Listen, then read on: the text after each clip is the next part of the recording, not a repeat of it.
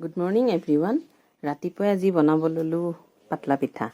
যিটো পাতল পিঠা আমি পিঠাগুড়িৰে বনাওঁ, এইটো পিঠাগুড়িৰে মই বনাওঁ, কিন্তু লগত আৰু দুটা বস্তু এড কৰোঁ। অকল পিঠাগুড়িৰে বনালে পিঠাটো কিন্তু কেতিয়াও ভাল নহয়। আপোনালোকৰ বাৰু হয়নে? মোৰে চাওক, দিলোঁ পিঠাগুড়ি, টাৱাখনতে লাগি ধৰে, ভালকৈতো নুঠেই আৰু গোটেই পিঠা বৰবাদ, খোৱাৰ উপযোগী হৈ নাথাকে। এতিয়া মই আৰু দুটা বস্তু ইয়াতে এড কৰি দিম, চাব।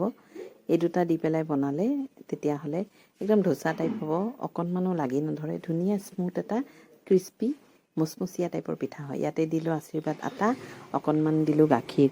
যিহেতু আমাৰ ল'ৰা দুটাই এটাও মানে গাখীৰৰ ওপৰৰ মলাইটো নাখায়, মই কি কৰোঁ, এনেকুৱা সিহঁতৰ কাৰণে কিবা বনাওঁতে নেদেখাকৈ দি দিওঁ, গমেই নাপায়, সিহঁতক খুৱাই দিওঁ।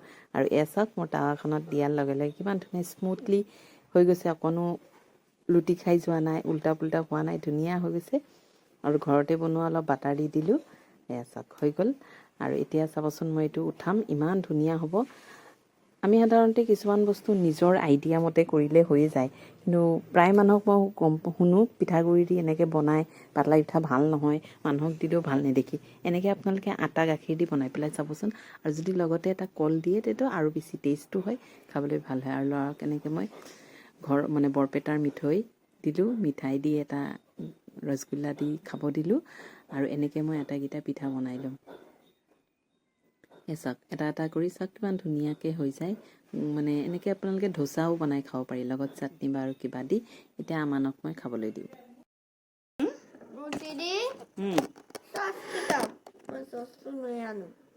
ৰ'বা, ৰুটি দি মানে চচ খাই নেকি কোৱাচোন?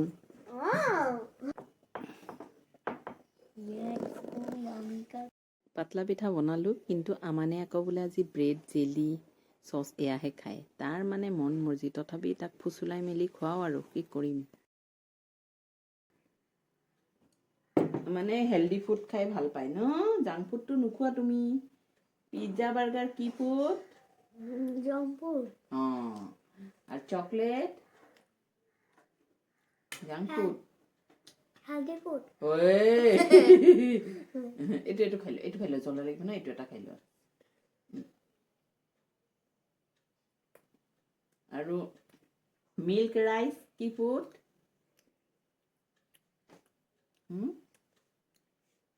এইবিলাক এইটো নাখাবা, ৰাতিপুৱা চচ নাখাই দেই, জেলিটো খাই লোৱা। তাৰপিছত জ্বলা যে এইটো খাই লোৱা, এইটো খাই লোৱা আগতে।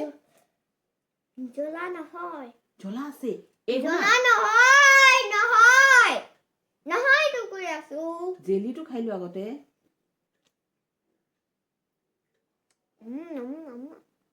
এইটো জ্বলা, এইটো খাই লোৱা, এইটো খাই লোৱা, জেলিটো মিঠা আছে। টিফিনত আজি কি লৈ যাবা?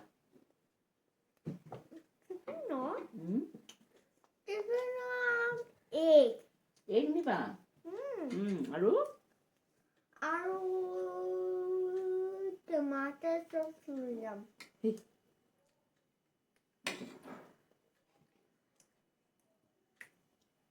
তুমি খাই থাকা এগ।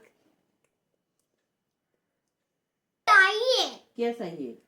सॉस। सॉस ले लो अभी। ओके। यम यम यम यम यम यम यम यम। बेसी सॉस ना खाই দে ৰাতি ৰাতিপুৱা, জ্বলা আছে দেই এইটো। অলপ আছে। ভালকে বহিলোচোন, ভালকে বহিলা। কি অলপ আছে? দেখিছা?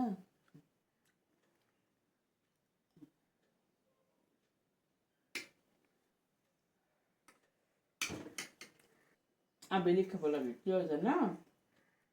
ৰাতিপুৱা যে গোটেই ৰাতি তুমি একো খোৱা নাই, পেটটো খালী হৈ আছে নাই?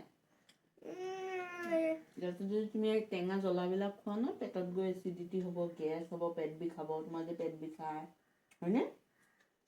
নহয়। নহয়।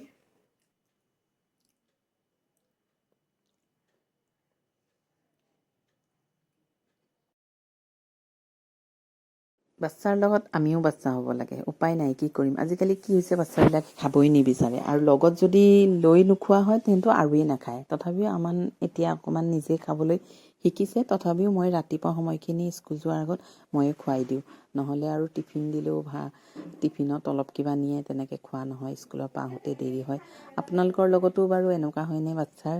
যাৰ যাৰ বাচ্ছা আছে, আমাৰতো আগতে বহুত প্ৰব্লেম আছিলে, তথাপি এতিয়া বহুতখিনি ভাল হৈছে আলহামদুলিল্লাহ। আল্লাহৰ ওচৰত লাখ লাখ শুক্ৰিয়া। আল্লাহ আমাক ইমানখিনি জ্ঞান বুদ্ধি দিছে, জেহান দিছে, বুজি পায়, ধুনীয়া ধুনীয়াকৈ ভালকৈ কথা ক'ব পাৰে। আপোনালোকে মোৰ দুটা ল'ৰাৰ কাৰণে সকলোৱে দোৱা কৰিব, আৰু মই সকলোৰ কাৰণে দোৱা কৰোঁ। আল্লাহ যাতে সকলোৰে ল'ৰা ছোৱালীক ভাল বনাওক, ভাল ৰাখক। আৰু ভিডিঅ'টো কেনে লাগিছে কমেণ্ট কৰিব। যদি ভাল লাগে লাইক শ্বেয়াৰ কৰি